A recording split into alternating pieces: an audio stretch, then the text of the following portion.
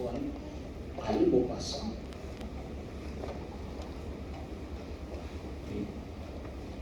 오늘 목사님 넥타이 삐딱하게 낸 거 봤어요?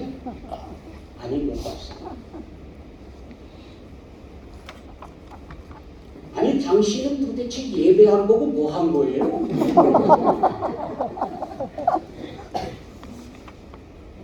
그게 예수님이 나를 구원하시기 위해 이 낮고 천한 곳에 태어나시고 십자가의 고통을 당하셨다고 하는데 눈물이 앞을 가려서 아무것도 못 봤어요. 글쎄 누가 예배 드리는 건지 모르겠습니다.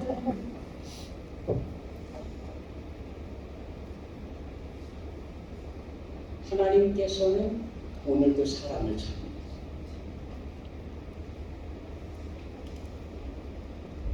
하나님이 찾으시는 사람은 하나님에게 이렇게 예배하는 사람들을 찾고 있다. 하나님을 예배하되 영과 진리로 예배하는 사람. 하나님께서 그런 사람을 찾고 계십니다. 하나님께서 사람을 찾으시는 것은 그 사람을 인정하고 은혜를 베풀어 주시려고 찾고 계시는 거거든요. 하나님께서 사람을 찾으실 때는요, 복을 주시고 때를 따라 적절한 은혜를 베풀어 주시기 위해서 구원을 베푸시기 위하여 상처를 싸매고 치료해 주시기 위해 하나님의 전능하신 손으로 역사해 주시기 위해서 하나님께서는 사람을 찾고 있습니다. 하나님께 이렇게 예배하는 사람, 하나님께 인정받고 은혜를 누릴 사람이 누구입니까? 예배하는 사람. 그것도 하나님께서 받으시는 예배, 그 예배를 드리는 사람입니다. 하나님께 인정받으면 모든 것이 다 풀리는 거예요.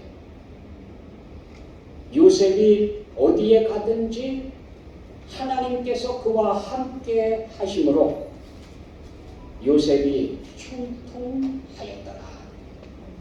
하나님께서 함께 하시기만 하면 아무리 고통 속에 들어간다고 하더라도요, 아무리 여건이 더 나빠진 것 같아 보여도요, 형통한 거예요. 잘 되는 거예요. 그러므로 요한은 이렇게 우리에게 말씀을 기록해 놓았습니다. 사랑하는 자여, 네 영혼이 잘됨 같이 네가 범사에 잘되고 강건하기를 내가 간구하노라. 먼저 영혼이 잘돼야 된다. 사람은 육체만 가지고 있는 존재가 아니에요. 사람은 짐승이 아니에요. 인격을 가지고 있습니다. 영혼을 가지고 있습니다. 하나님의 형상대로 지음을 받았습니다. 사람은 영혼이 잘 돼야 돼. 영혼이 건강해야 삶이 건강. 영혼이 건강해야 정신도 건강한 거예요. 영혼이 먼저 잘 되고 영혼이 잘 되는 것처럼 범사가 잘 되는 것, 이게 강건한 삶입니다. 이게 우리가 살아야 하는 삶이에요. 그러므로 예배가 살면 모든 것이 산 거다. 헝클어진 일상,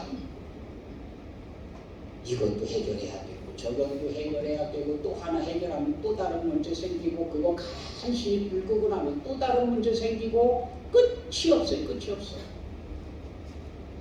그거 뒤치다거리 하다 보면은요, 늙어 죽습니다. 죽는 날까지 뒤치다거리 하다가 갑니다. 일 못 끝내고 가요. 해결 못하고 가요.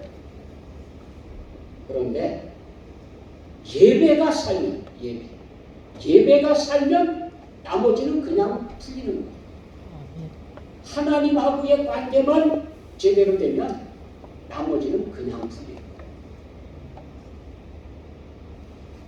그래서 그리스도인은 예배 중심으로 사는 사람입니다. 크리스마스 뭐예요? 그리스도, 크라이스트, 그리스도께 예배한다, 그 뜻 아닙니까? 예배한다. 예배가 살아야 돼. 아무튼 예배만 살면 다른 것도 사는 겁니다. 사람들이 예배에 참석하는 모습들을 바라보면 두 가지로 나뉘어집니다. 하나는 예배를 보는 사람, 밍크코트, 입술에 루즈, 넥타이, 헝클어진 머리, 열심히 보는 사람들은 예배를 보는 사람이에요.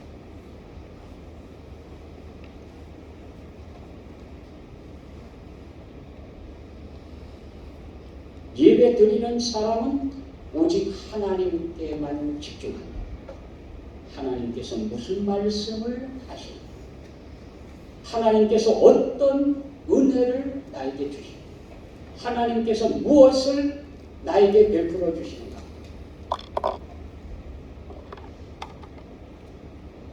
키에르케고르라고 하는 사람이 예배를 연극에 비유를 했습니다. 우리가 앉아있는 이 예배, 이 연극이라고 한번 생각해 보세요. 관객은 누굴까요? 하나님이 보시는 거, 하나님께서 받으시는 거, 하나님을 위해서 지금 우리가 모여있는 거 아닙니까?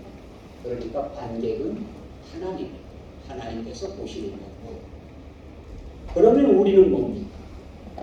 배우죠. 하나님을 기쁘시게 하기 위해서 맡은 역할을 하고 있는 거죠.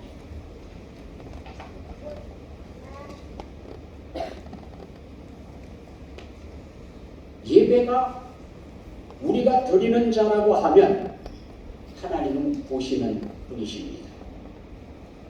그러니 우리가 관객이 아니라 우리는 하나님을 기쁘시게 하기 위해서 맡은 역할을 하고 있는 배우예요. 배우가 가져야 할 자세를 통해서 하나님께서 받으시는 예배를 드리는 자세를 배우게 됩니다. 연극에서 배우의 역할을 한번 생각해 보세요. 배우는 늦으면 안 돼요. 배우가 늦으면 어떻게 되나요? 연극이 됩니까? 안 되잖아요. 관객은 늦을 수 있어요. 관객은 한참 공연 중에도 들어와서 죄송합니다. 빈자리 좀 앉겠습니다. 그럴 수 있어요. 관객은 그럴 수 있지만 배우가 자기 역할하는 시간에 안 나타난다? 계속 배우할 수 있습니다. 주님께서 들려주신 열처녀의 비유의 이야기도 그렇습니다. 천국, 하나님의 나라는 뭐와 같으냐? 신랑을 맞으러 나가 있는 열처녀와 같다. 열처녀가 지금 신랑이 올 때를 기다리고 있습니다. 아까 준비할 걸 다 준비하고 이제 준비가 끝났다 생각하고 기다리고 있습니다. 그런데 왜 신랑이 그렇게 더디 와요? 오는 시간 몇 시쯤 올 것이다. 근데 그 시간에 도착을 안 했어요. 1시간이 지나고 2시간이 지나고 3시간이 지나고 지루해졌습니다. 그러니까 기다리는 처녀들이 10명이 기다리고 있는데 10명이 다 졸고 자고 꾸벅꾸벅 졸면서 들거리면서 비틀거리면서 그러고 있다 보니까 신랑이로다 하고 소리를 지르는 거예요. 그러니까 얼른 그냥 등불들을 들고 신랑이다 맞으라 그러면서 다 준비를 합니다. 근데 5 처녀는 신랑 맞을 준비를 하느라고 등불에다가 기름을 준비해가지고 있었는데 등불에 있던 기름이 거의 다 떨어져 나가서 불이 깜빡깜빡하고 있어요. 얼른 기름을 들이붓습니다. 또 다른 5명의 처녀들은 기름을 준비하지 않았어요. 등불만 달랑 들고 와서 있다가 깜빡깜빡하니까 아이고 어떡하지 예 저기 우리 등불이 꺼져가니까 좀 그 기름 좀 나 좀 반죽만 나눠주면 안 될까? 기름을 준비한 처녀들이 이거 줬다가는 우리 것도 꺼지고 너희 것도 차라리 빨리 가가지고 기름을 사서 가지고 와. 5 처녀가 기름을 사러 그냥 부지런히 달려갔습니다. 근데 그 시간에 딱 도착한 거예요, 신랑이. 그리고는 문이 쫙 열리더니 자 들어갑시다. 쫙 들어갔습니다. 잔치에, 결혼잔치에 다 들어갔습니다. 그리고 문이 철컥 닫혔습니다. 그제서야 기름을 구해가지고 와서 그냥 등불에다가 집어넣고는 문을 두드리면서 우리가 왔습니다. 문 좀 열어주세요. 문 좀 열어주세요. 그랬더니 내가 너희를 알지 못한가. 문도 안 열어줬다는 거예요. 기름이 있느냐 없느냐가 문제가 아니에요. 시간을 맞출 수 있느냐 못 맞출 수 있느냐 그거예요. 늦게 구해갖고 온 거는 의미가 없어. 아무리 많이 가지고 와도 인정 안 해줘요. 제 시간에 왔어야 되지. 문 닫히기 전에 거기 와 있었어야지. 문이 탁 닫히고 나면 되지. 아무리 많이 갖고 와도요 의미가 없어. 결국 뭡니까? 지각하지 마. 시간을 지키라는 거지.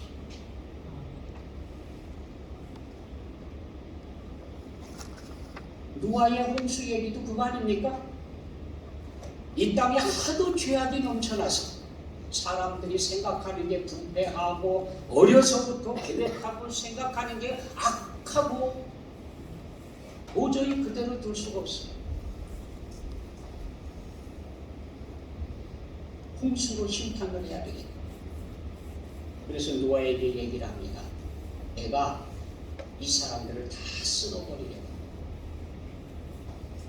그러니까 네가 산 위에다가 얘를 만들어.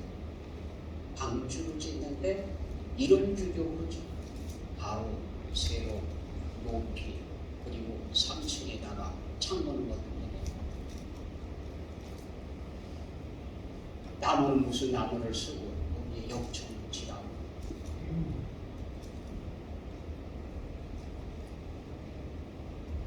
그렇게 방주를 짓는 동안에 사람들이 와갖고 비웃어요. 하늘이 이렇게 멀쩡한데 무슨 비가 내린다고 저렇게 참 아이들을 못 해주고야지. 이게 뭐야? 그 나이 돼가지고 아무리 하나님께서 심판하신다고 얘기를 해도 안 믿어요. 안 믿어. 비웃기만 해. 아니 상식적으로 생각할 때 배를 지으려면 바닷가에다 지어야지 산 꼭대기에서 배를 짓는다는 게 이게 정상적인 사람이 할 일입니까? 그게? 사람들은 관광을 와요. 관광. 구경하러는 와요. 오늘도 노아하고 그의 가족이 방주를 짓는다. 뭐 구경이나 갔다 오자. 도시락 싸가지고 가서 앉아서 방주 짓는 모습 구경합니다. 딱 뻘뻘을 여가면서 호패를 나무 가져다가 그냥 깎아가지고 그거 대서 흙당거리고 만드는 장면 구경하고 있습니다. 야, 뭐 하는 건지 모르겠어요. 그게 비웃어.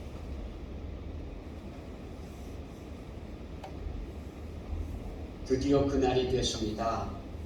하늘에서 비가 쏟아지는데 성경에 기록되어진 표현을 하나 보니까요. 요즘 싫어한다는 게 있어요. 게릴라 성구 쏟아붓잖아요. 쫙 빗방울 정도가 아니에요. 그냥 쏟아부었습니다. 지하수가 터져가지고 물이 솟구쳐 오르는데 위에서는 막 쏟아붓고 밑에서는 막 솟아오르고 이게 몇 시간 그런 게 아니고 40일 동안 40일을 그렇게 쏟아붓고 나니까 물이 그냥 쫙쫙쫙쫙쫙쫙 산 위까지 올라와가지고 산까지 잠겼어요. 방주를 지으면은 해안가에 지어야 된다라고 생각했던 생각이 산이 잠기는데요. 산 꼭대기에다가 만들었어도요. 저저저저 차 올라오니까 40일 만에 말이죠. 다 가는 그 산 꼭대기에 만들어 놓은 방주가 둥실 떠오르기 시작합니다. 그리고 무리를 지나갑니다. 나머지 사람들은 어디 갔나요? 도시락 싸가지고 와서 구경하던 사람들은 어디 갔나요? 물이 막 차올라올 때 그 꼭대기까지 차올라오기 시작하니까 처음 시작할 때는 뭐 이러다 말겠지. 몇 시간 하다가 그치면 끝이지 그러지. 근데 점점 차올라서 드디어 산 꼭대기까지 올라옵니다. 방주가 둥실 떠오릅니다. 그러니까 사람들이 갈 데가 어디 있어요? 방주에 와가지고요. 방주에 매달려서 말이요. 손이 다 까지도록 손가락이 다 떨어져 나가도록 비비고 그냥 매달리고 소리 지르고 목이 다 쉬어나고 소리 지르고 문 좀 열어달라고 아우성을 치지만 죄송합니다.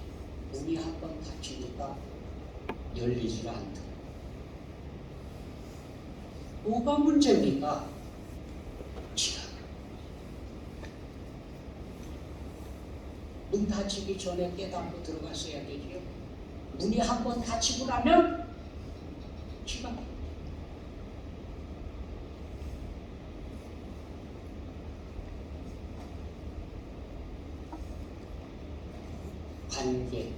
관계는 늦을 수 있어요. 배우는 늦으면 안 돼. 그래서 예배에 지각하는 것은 마치 천국행 열차가 출발한 다음에 도착하는 것과 같아요. 천국으로 가는 열차가 지금 대기하고 있습니다. 빨리 타십시오. 천국을 향해서 갑니다. 천국 가는 열차 출발합니다. 또 그리고 떠나간 다음에 그 다음부터 이게 와요. 언제 가도 뭐 늘 인심이 좋았으니까 늘 착한 사람들이었으니까 태워주겠지. 그러고 왔는데 기차는 저만 가고 있어요.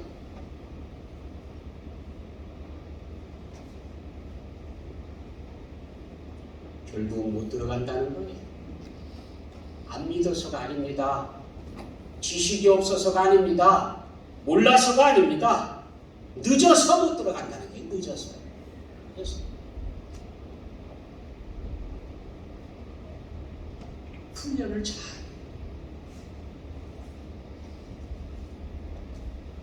배우는 연극 도중에 집으로 갈 수가 없어요. 관객이야 뭐 지도하는 거 먼저 떠날 수 있지. 배우가 먼저 갈 수 있습니까? 못 가요. 연극을 다 끝낸 후에 숙소로 돌아갑니다. 예배 중에 도중에 나가는 것은 예배가 아니에요. 배우는 자기 맡은 시간에 밖으로 나갈 수가 없습니다. 또 배우는 졸면 안 돼요. 역할을 하다 말고 졸다고 생각해요. 자기 역할을 하다 말고 배우가 꾸벅꾸벅 졸고 있어요. 야야 너 내 차례야. 이거 어린 거예요. 그렇잖아요. 관객은 졸면서 볼 수 있어요. 자 보다가 재미가 없어. 딴짓 하다가 졸아요.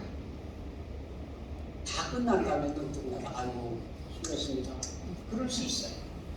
관객은 그럴 수 있어요. 관객은. 근데 배우가 졸면 안 돼요. 예배 시간에 조는 사람은 예배를 드리는 사람이 아니라 예배를 오는 사람이에요. 세례 요한은 그의 공동체에서 예배 시간에 조는 사람에게는 한 달간 예배에 나오지 못하도록 규정을 정했다고 합니다. 당신은 예배 드릴 자격이 없으니까 한 달 동안 참여하지 마시오. 예배 시간에 자꾸 존다고 하면 사탄의 표적이 되는 사람. 이게 얼마나 위험한지 말 안 해도 잘 아실 겁니다. 배우는 목적이 관객을 만족시켜야 된다. 누가 톱 배우예요? 누가 톱 스타입니까? 관객이 만족하는 사람 아닙니까? 한국에는 연기가 진짜 요즘은 하도 배우들도 많으니까 그런데 옛날에는 참 몇 사람 안 됐거든. 더군다나 텔레비전이 없을 때는 방송만 듣고요. 라디오 방송에서 얼마나 목소리만 듣고 상상하는 거예요. 아, 그런데요, 얼굴도 몰라. 목소리만 하네, 목소리. 그런데도요, 악역을 담당한 사람들은요, 편안하게 돌아다닐 수가 없었습니다. 김일성의 역할을 한 사람이요, 밖에 나가면 막 돌팔매질을 하려는데요. 나쁜 자식, 이놈. 얼마나 연기를 그럴듯하게 했으면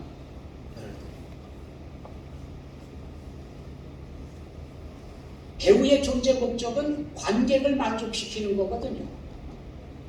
그럼 우리가 예배하면 누구를 만족시키러 예배하는 겁니까? 하나님. 하나님이 관객. 하나님을 기쁘시게 하기 위해서 모인 거예요. 다른 거 다 잊어버려야 돼요. 목적은 하나입니다. 하나님을 만족시키는 거. 하나님께서 기뻐하시면 되는 거거든요. 하나님을 만족시키지 못한 예배는 예배가 아닙니다. 아무튼 예배가 살아야 모든 것이 살아야.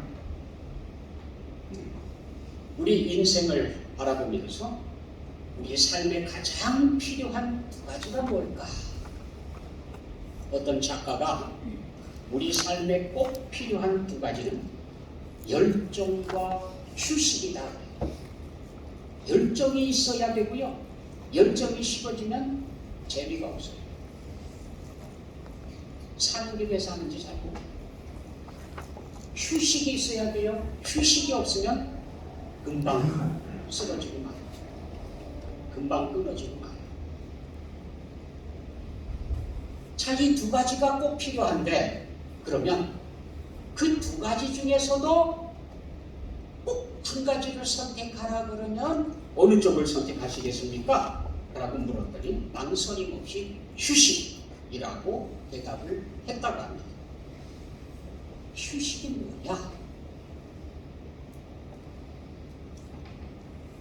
느헤미야 8장에 보면 예루살렘 성벽 공사한 내용이 나와요. 예루살렘이 망했어요.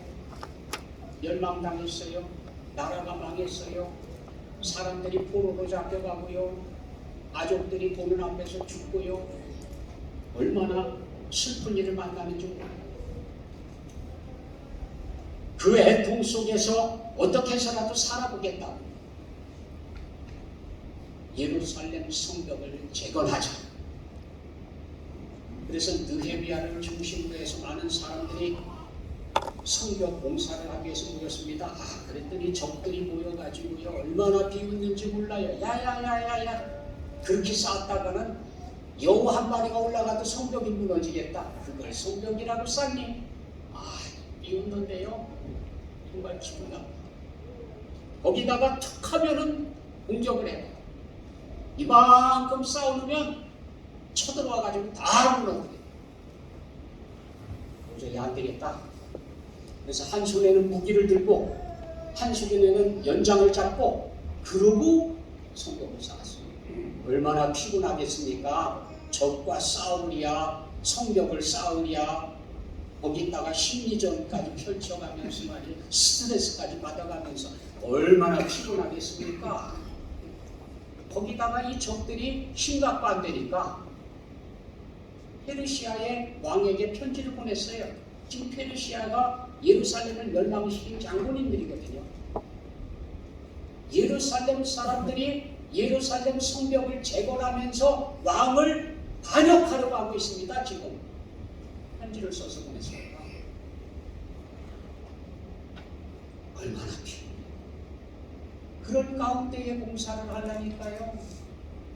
정말 힘든 봉사를 했습니다. 심신이 지칠 대로 지쳤습니다. 그렇게 봉사가 끝났어요. 지금이야말로 휴식을 해야 할 시간 아닙니까? 푹 쉬어야 할 시간 아닙니까? 그런데 백성들이 뭘 선택을 했느냐? 자, 우리가 살아나려고 하면 지금 아무 일도 안 하고 연장 내려놓고 다 그냥 누워가지고 쉬는 게 아니고 말씀을 들어야 되겠다. 우리 영원히 살아야 우리가 살겠다. 그래서 모인 거예요. 수문학 광장에 모여가지고 에스라를 불러다가 하나님의 말씀을 들려달라. 우리가 살아나려고 하면, 우리 가정이 살려고 하면, 우리 나라가 살아나려고 하면 하나님의 말씀에 서야 되겠다. 가르쳐달라. 성경에 보니까 수문학 광장에 모였는데 느헤미야 8장 3절입니다. 새벽부터 정오까지, 새벽부터 시작해가지고 낮 12시까지 정오까지 쉬지 않고 아침도 안 먹고 점심도 안 먹고 정오까지 그냥 말씀을 낭독하는데 아멘 아멘 하고 있었다는 거예요. 몇 시간 동안에. 그 피곤한 사람들이 왜 하나님의 말씀을 듣기 위해서 몇 시간씩 서 있었을까요? 영원히 살아야 나머지가 살거든요. 예배가 살아야 나머지가 살거든요. 그러니까 백성들이 너나 할 것 없이 다 거기 와가지고 여호와를 송축하면서 아멘 아멘 하면서 여호와께 경배했다 라고 기록하고 있어요.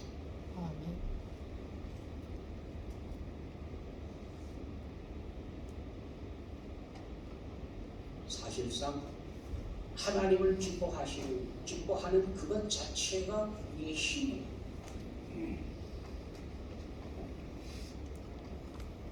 예배를 선택하는 백성들은 진정한 휴식이 있습니다. 영적인 부흥과 기쁨을 누릴 수 있습니다.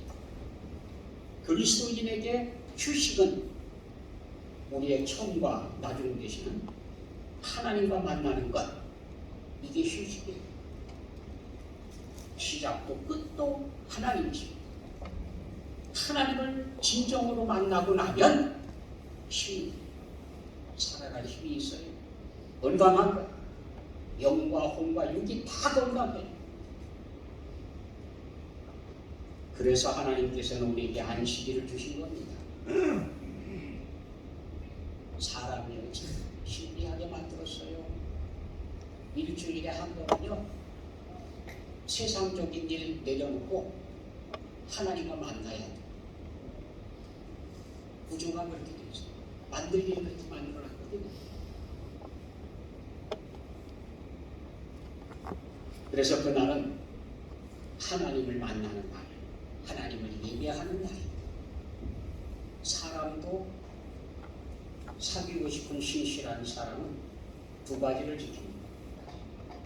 두 가지를 보면 그 사람을 가까이 해도 좋은 사람인지 적당히 경계를 해야 될 사람인지 알 수가 있습니다. 그 두 가지가 뭔가 하니 첫째는 시간. 시간을 잘 지켜야 돼요. 시간을 약속해놓고는 약속만 하지 시간을 무시해버려요. 8시에 만나자고 해놓고 1시, 2시가 돼도 안 나타나. 왜 안 오느냐? 그러면은 아니 조금 더 기다려. 신뢰할 수 있습니까?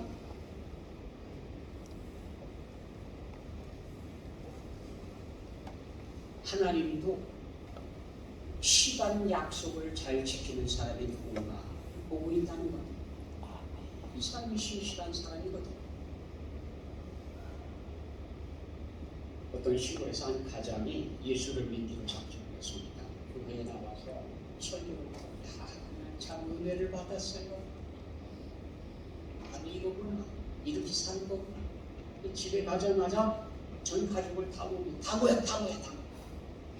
영혼도 모르고 다 모였습니다. 나 손을 모아. 지금부터 가정 예배를 드린다. 예배가 살아야 우리가 산다. 가정 예배를 시작을 하겠습니다. 아 근데 가정 예배를 어떻게 드리는지 한 번도 본 적이 없는데 어떻게 알아? 아 이게 이 열정을 가지고 모이기는 했는데 방법을 모르겠는 거야. 그러니까 자 나 따라해라. 이거는 가족들에게 따라하라. 예수 만세!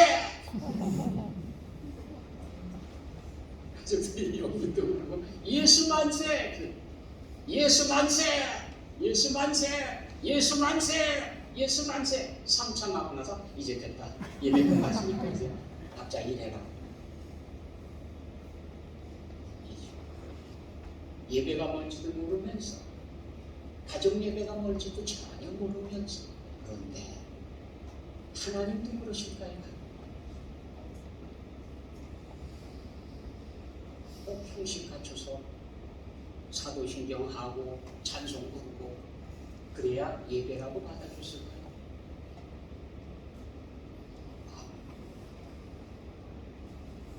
하나님 앞에 정말 나가고 싶고 하나님을 만나고 싶고 하나님께 드리고 싶고 아무튼 예배에 성공하면 다 성공. 우리 삶의 우선순위, 영순위죠. 우선순위는 예배입니다. 예배가 살면 다 살고 하나님의 자녀라고 하면 안식일을 기억하여 거룩하게 지켜라. 이게 하나님의 명령. 하나님께서 우리에게 복 주시기 위해서 가지고 계시는 명령이 바로 그 시간 약속입니다. 두 번째는 물질입니다. 몸 관계가 깨끗해야 그래야 믿을 만한 사람. 그 사람은 좋은데 몸 관계는 아주 지저분하다. 그러면 믿을 만합니까? 믿을 만한 사람은 몸 관계가 깨끗해.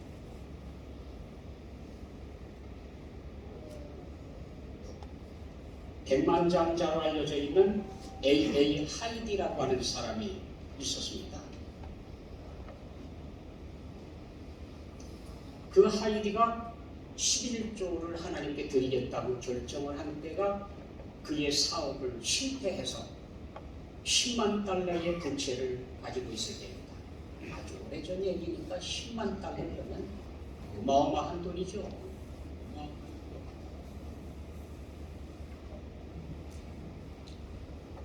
그의 직원들이 그에게 와서 따집니다. 아니, 이건 윤리적으로도 어긋납니다. 빚을 지고 있는 사람이 부채 상환을 먼저 해야지 어떻게 하나님께 11조를 드리겠다고 하는 말이 나옵니까? 항의를 했습니다. 그랬더니 이 부자가 하는 얘기가 나는 부채 상환을 하기 전에 먼저 도둑질한 것부터 해결을 해야 될 것 같습니다. 직원들이 깜짝 놀라서 물었습니다. 뭘 도둑질했습니까? 그랬더니 성경을 펼쳐놓고 하나님께서 하신 말씀, 너희가 내 것을 도둑질하고, 여기 그렇게 기록해놨거든요. 내가 그동안 하나님의 것을 도둑질했다.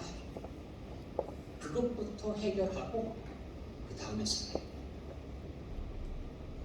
놀랍게도 그 일 후에 그의 사업이 다시 번창했습니다. 이전보다도 더 큰 축복을 받았다고 합니다. 남의 얘기입니다. 네.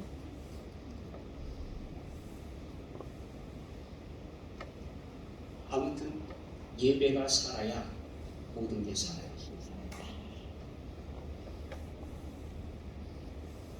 하나님께서는 이렇게 예배하는 자들을 찾고 하나님께서 복을 주시려고요, 은혜를 주시려고요, 영원히 살게 해주시려고요, 아직도 찾고 계시는 거예요. 이런 사람들을 하나님께서 찾고 계세요.